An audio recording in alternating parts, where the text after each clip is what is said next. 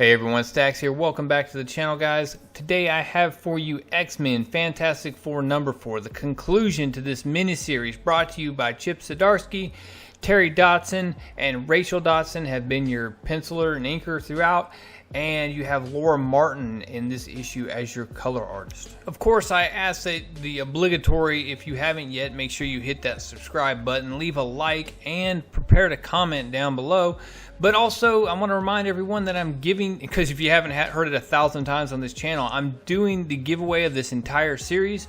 So make sure you go back to the playlist and you can check out all those videos, leave a comment, and be entered to win. And I will make that announcement on the 28th of this month. So 28 July, I will announce the winner here on the channel. Also, I got a pretty good laugh today with this comment from J-Dubs. He says, you're going to have a field day with this one. And after reading it, man, I'll tell you what, he's right. So let's go do this thing. So I'm going to leave the playlist down below, so if you need to get caught up, you can go do that. But see, just to give a quick rundown, what had happened was the X-Men showed up. They basically tried to strong-arm their way into getting Franklin to come with them rather than actually going and talking to Sue and Reed.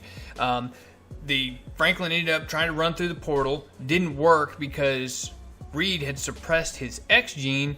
Well, long story short, he hopped a ride with the Marauders, ended up on Doom Island. Fantastic Four made an excursion into Krakoa, found the coordinates, was on their way to the island, got shot down by the X-Men, found out that, hey, this is Doom Island and is property of Latveria. Doom took in Franklin, is trying to fix him, told the X-Men to stay on the beach. They didn't listen. Wolverine ended up getting attacked by what he thought was a Doom bot, stabbed it. Turns out it was a mutant. So now that the X-Men have killed a Latverian mutant, Doom is defending his homeland and his people by activating his giant Sentinel-sized Doombots. This way too enthusiastic rundown was brought to you by the Black Rifle Coffee Company Espresso Mocha, naturally and artificially flavored, 200 milligrams of caffeine, America's finest coffee. The now unofficial sponsor of me working way too late. Jumping into the issue, it starts with this big kaboom and the Fantastic Four, Beast, Professor X, all of them looking up and saying, "What is that?" Valeria looks up at Doom and says, "Uncle Doom, you just can't help yourself from making things worse, can you?" And Doom throws his arms out going, "Dear Valeria, the Krakoans did that all on their own.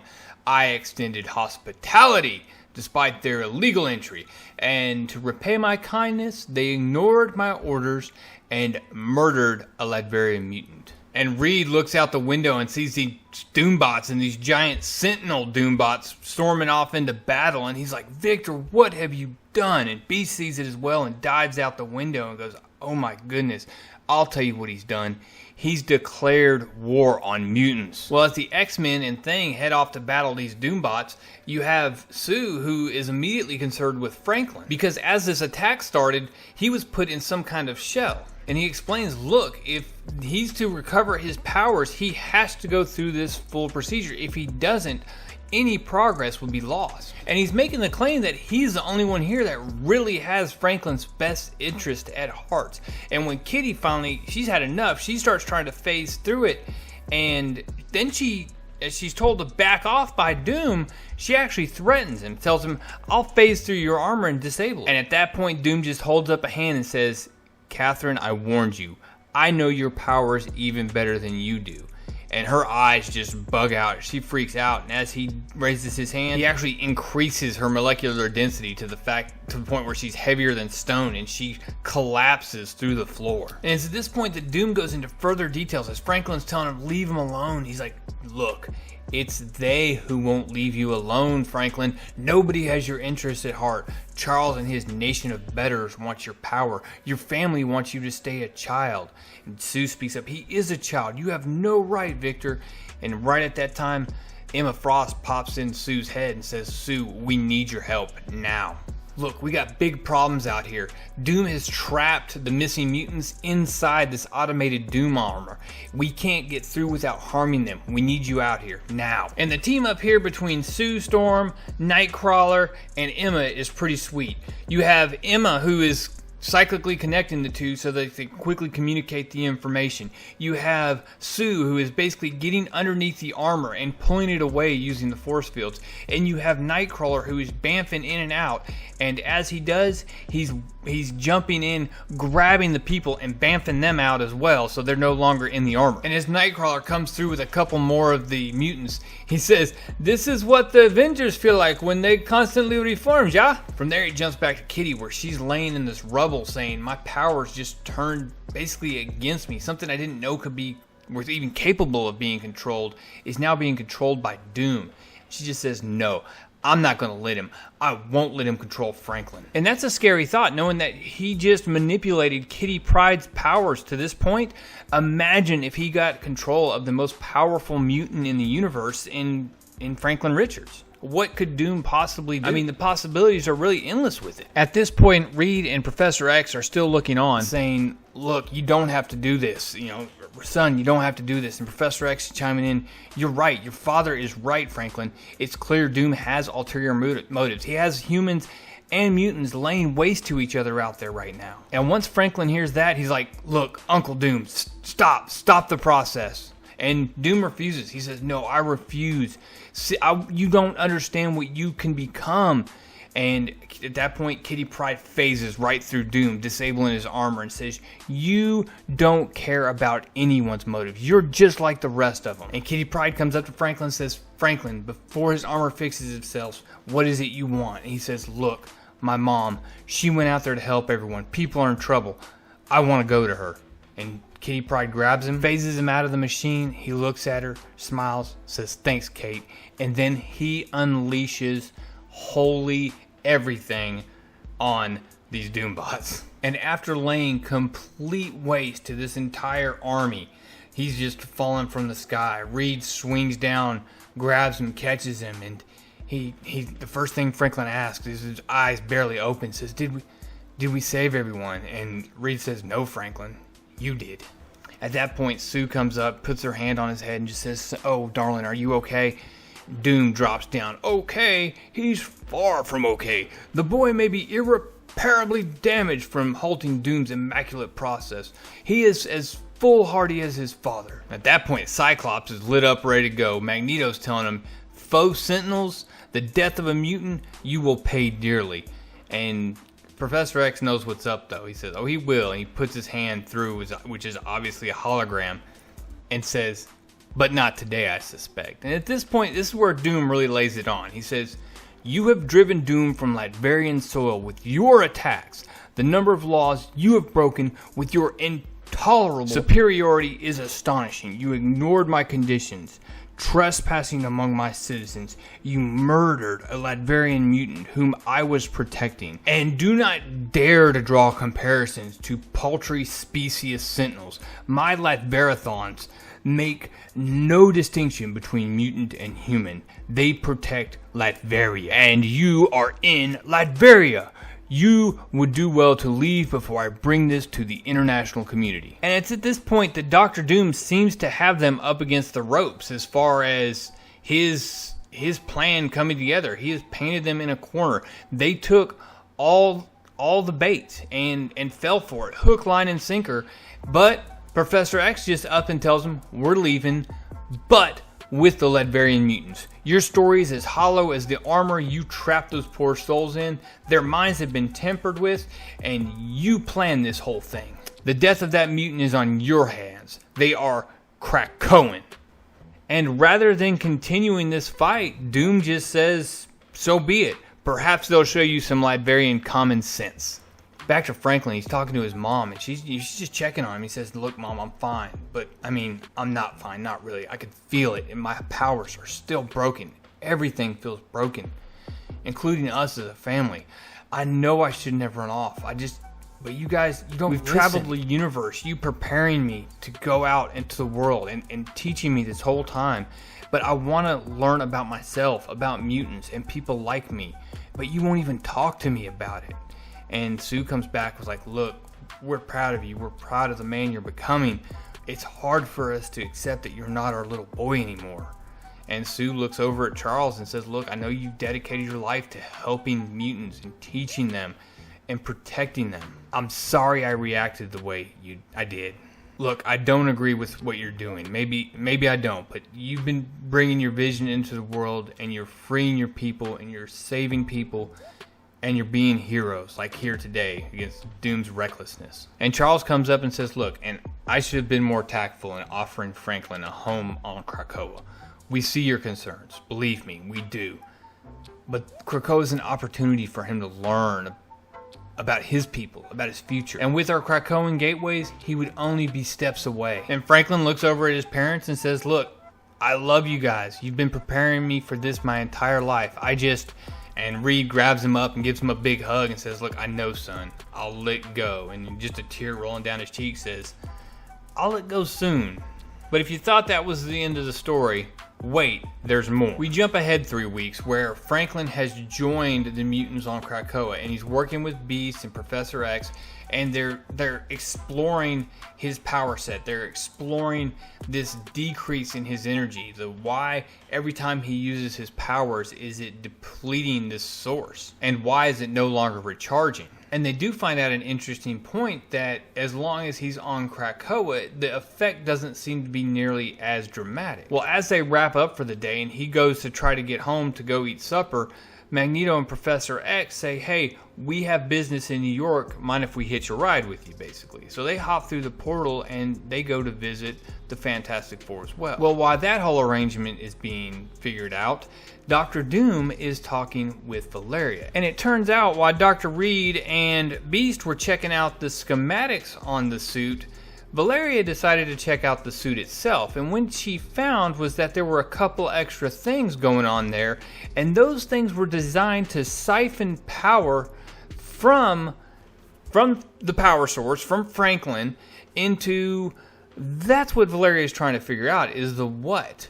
What are you up to, Uncle Doom? And Doom, he's talking to her via this holo projection, says, Valeria, you are wise beyond your years. But you have not witnessed war like Doom has, and it is in the air, make no doubt. Doom will do what he must to ensure Latveria stands ready to embrace the next step in evolution. And Valeria kind of embraced mutants? What are you talking about? He's like, no, evolution is a response to environment. Common sense would dictate that it's our intelligence that must evolve, not our physical bodies. I believe you and I are examples of that, but that the environment is not challenging enough now to spark that growth. So nature gave us mutants to galvanize the human race, to push us to be smarter, to evolve. And Doom intends to do just that. And Valeria, being the genius that she is, says, I think you need to move on to the acceptance part in the stages of grief over the death of humans. Bye, Uncle Doom, it's dinner time, gotta go. And while this meeting seems casual at first, Reed's down in the lab working while everybody else is getting ready for supper, and Professor X and Magneto decide to drop down and visit him. Well, when they do, they bring up the device that was used on Franklin to cloak his X gene. And Reed starts explaining, like, look, it was wrong to do. I shouldn't have manipulated. I shouldn't have cut it off. I get it. I apologize. But Professor X comes out and says, we're not here for apologies. The device you created not only cloaks the mutant gene, it can turn off the mutant gene, denying mutants the access to their abilities. And Reed real quick says, I would never. How did you know where to find? Charles, are you in my head? And at that point, he tells him, I am. You crossed a line, Reed, against your son, against all mutants. And Reed grabs his head and says, what are you doing? He said, it's gone.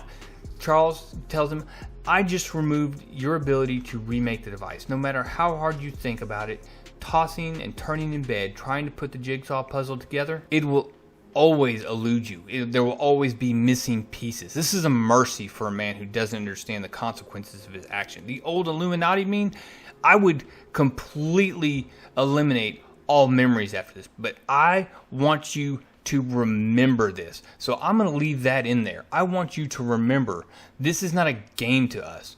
This is our right to survive. You don't get to do whatever you want anymore, Reed Richards. Your wild, unchecked actions are now being checked. Welcome to the new world. And as far as diving into this one, I don't even know where to start. So let me just start by talking about the art. The Dawsons on this, as this series progressed, the art got progressively worse.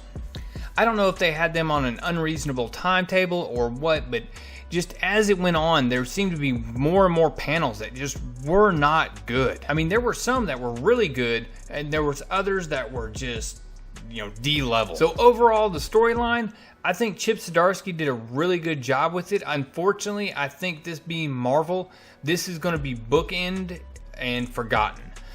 It's going to be a series that just sits out there and collects dust, and they really won't do anything else with it for a while. I gotta say, I was blown away by a couple things. First of all, Doom backing down when he did. He's just like, okay, that's enough. I'm good. I've proven my point. And he just kind of calls off his threats and everything. He just kind of lets everything pass. Maybe at this point he felt like he got what he needed from the suit that Valeria had mentioned, or with his offense basically destroyed, he needed to pull back. Something else. Or this thing with Reed at the end with Professor X going in and wiping part of his mind. Dude ended up looking like a straight, I mean, come on. He just got punked hard and he just sat there and took it. To make it worse, his son is still going to Krakoa, and he remembers the encounter with Professor X. I would not stand by that at all. The first thing I'd be doing is like, look, remember what happened? Well, here's what happened. They just got in my mind and erased things without my permission. Not only that, he threatened me. He threatened me. He threatened this family. That's unacceptable. Now flip the script on that and it's fine. You could say Professor X was doing exactly what Beast was doing over in X-Force. There was a threat to Krakoa. He was addressing the threat and eliminating the threat to his nation and to his people. Now you can make the point or the argument from the end of, well, he's doing it for the greater good, but that doesn't change the fact that what he did was wrong. And I catch flack in the comments every time I make a comment about some of the moral ambiguities that the X-Men are really kind of treading on here. And a lot of times it's the argument that because they've been oppressed, that allows them the leeway to do these things that are oppressive in nature to somebody else. But it's really the age-old adage of two wrongs don't make a right. And if it's wrong for one group of people to do it, then it's also wrong for another group of people to do it. Regardless of whether you identify with those people or you think those people are the heroes or whatever the excuse is, if something is wrong, it is wrong. And it's not just wrong until it benefits you and then it becomes right. I guess one way of saying it would be the creation of new sins to strike and get revenge for old sins just creates new sins. And I've stated this before on the whole mutant, where we're heading with the mutant oppression of humans. This is going to go back into a cycle. And it's kind of what Doom was talking about, where it's going to force humanity to evolve, just like what we saw with the Orcus group, where they're going to evolve, they're going to combat the threat, and it's just going to be cyclical. They're going to try to oppress the mutants, Orcus will, the mutants will try to strike Orcus. It's this ever-evolving case of assured mutual destruction. But overall, I did like the series, I did enjoy it, I did feel like it kind of ended flat once Franklin was turned loose on the battlefield and completely ended everything, which admittedly was pretty awesome. But then with that follow-up with Reed and Professor X, it kind of left this dark tone to the story and just ended it on a note that was very dark and ominous. But anyways, guys, I hope you enjoyed it. Be kind to each other in the comments down below. Tell me what you think. Make sure you subscribe. Make sure you like, and make sure you comment below. Go back, check out the playlist. Make sure you do all that on the other videos so that you could be entered to win. I'll make the announcement on the winner of this complete series here shortly. Thanks for watching. That's all I got, guys. Real Comic Stacks out.